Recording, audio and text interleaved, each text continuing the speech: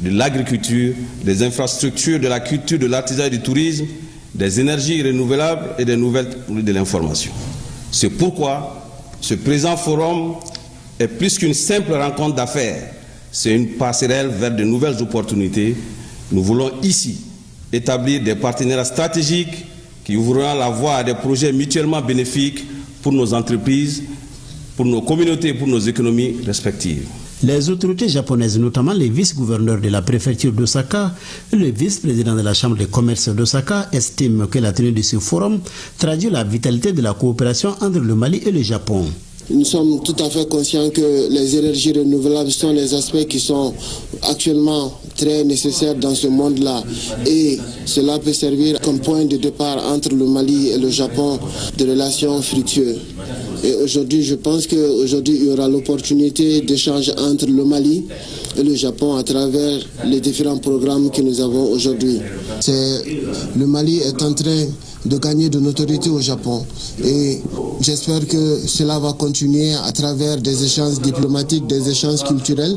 Ils ont aussi les entreprises de Osaka qui sont présentes aujourd'hui de tisser des liens forts et également de pouvoir s'attacher d'un potentiel réel avec le Mali. Le président de la Chambre des commerces et d'industrie du Mali, Mandiou Sempara, attend beaucoup de ce forum.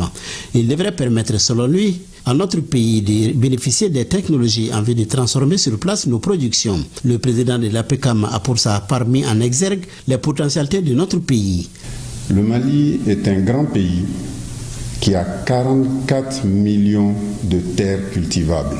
De richesse en eau, nous avons 2,2 millions d'hectares naturellement irrigables, notamment dans le bassin du fleuve Niger.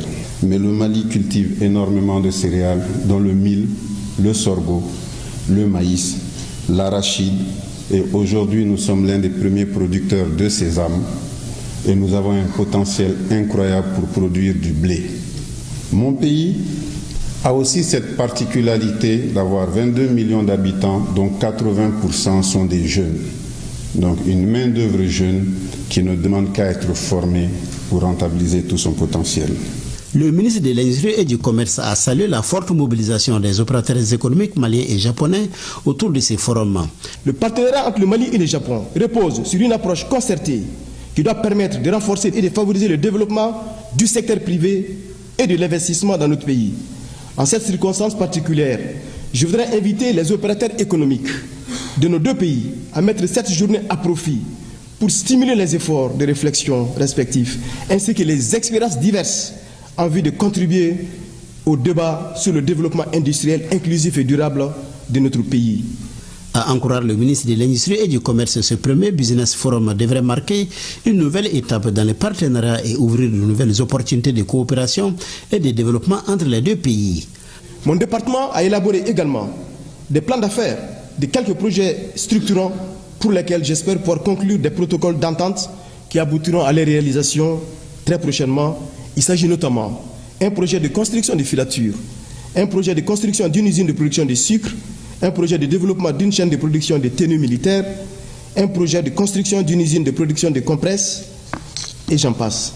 L'histoire des relations entre le Mali et le Japon est une histoire de confiance, de respect, de considération et de solidarité. À noter que l'Expo universelle Osaka 2025 est ouverte depuis avril 2025. Elle a déjà enregistré des milliers de visiteurs. Et en marge